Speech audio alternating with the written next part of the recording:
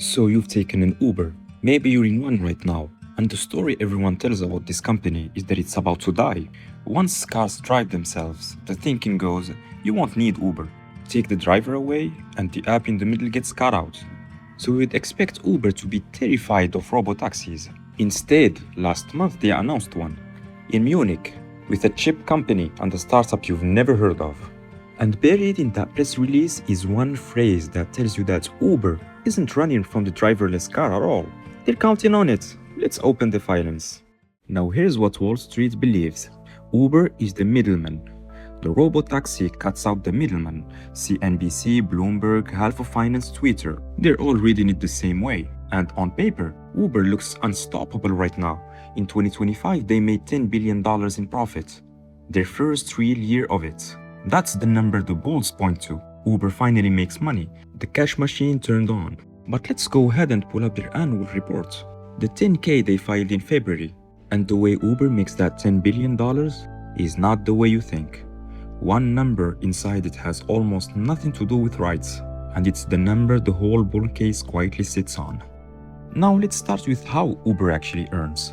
When you pay for a ride, Uber doesn't keep all of it. Most goes to the driver. Uber keeps a cut, a toll for connecting you.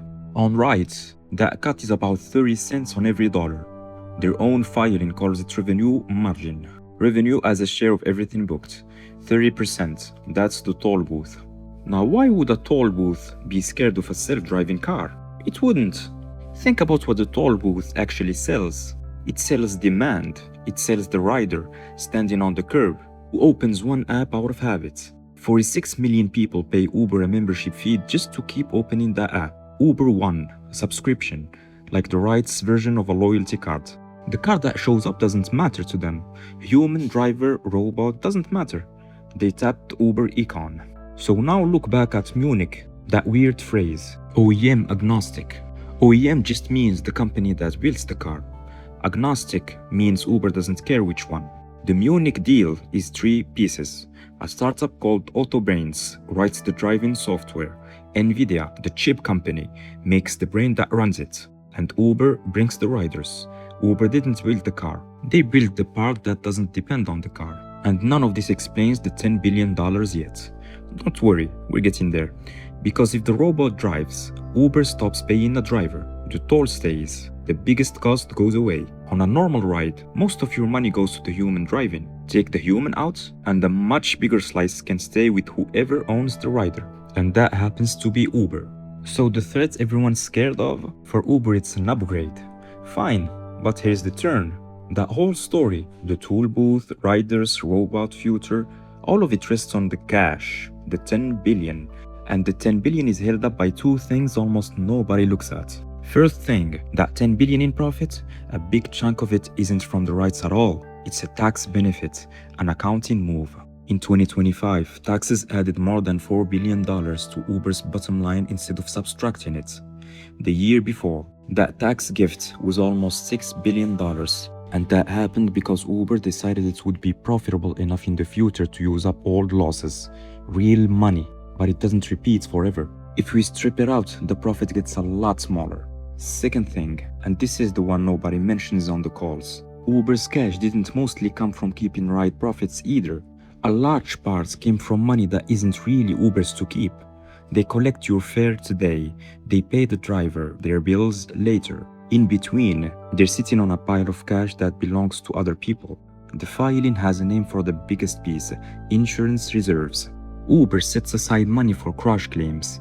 By their own 10K, the cash kept growing because the money they put in kept beating the claims they paid out. So the pile gets bigger. And the bigger pile looks exactly like profit on the cash statement. It just isn't. So let's think about what that means. The faster Uber grows, the more rides happen, the more fares it collects before it pays anyone. The pile of other people's money gets bigger just because the company got bigger.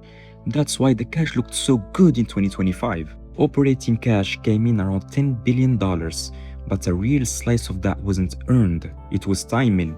Money in the door early, money out the door late. And here's the catch with float. It only flows in while you're growing. Day growth slows, the pile stops filing.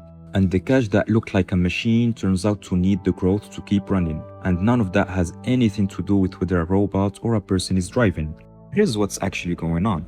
Uber isn't the middleman about to get cut out. Uber spent years making itself the one thing a robotaxi can't easily replace: the rider, the habit, the membership, the demand. Munich is the proof.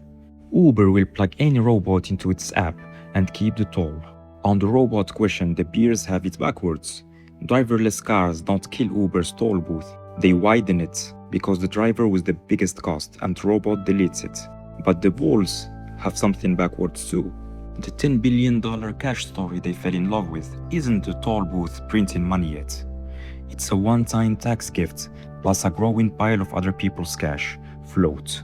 Here's the test that settles it. Strip out the tax benefit, strip out the insurance float and the payment timing. What's left is the actual toll on actual rides. That smaller number is the real business, everything else is timing. And that's the number the whole story quietly rests on. Not whether robots drive, whether the toll itself on its own is big enough to hold up a company the market value is near $200 billion. And the bet is bigger than it sounds. Uber's own filing shows growth driving the whole thing. More riders, more trips, more bookings every year. The toll grows when the platform grows. The float grows when the platform grows. Even the tax gift was a bet on future growth. So the entire cash story is really one bet, wearing three different costumes. The bet is that Uber keeps growing fast, forever. The robot was never the risk. The risk is that the cash everyone's celebrating is mostly borrowed time.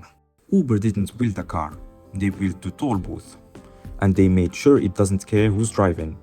One thing to watch, as that tax gift fades over the next year or two. Watch whether the toll on rides grows fast enough to fill the gap. That single line tells you if the cash machine is real or rented. And watch Munich. If Uber really keeps the toll when the robot drives, you'll see it in one place, the cut Uber takes per ride. Today it's about 30 cents on the dollar. But on the robot ride, with no driver to pay, that cut can climb.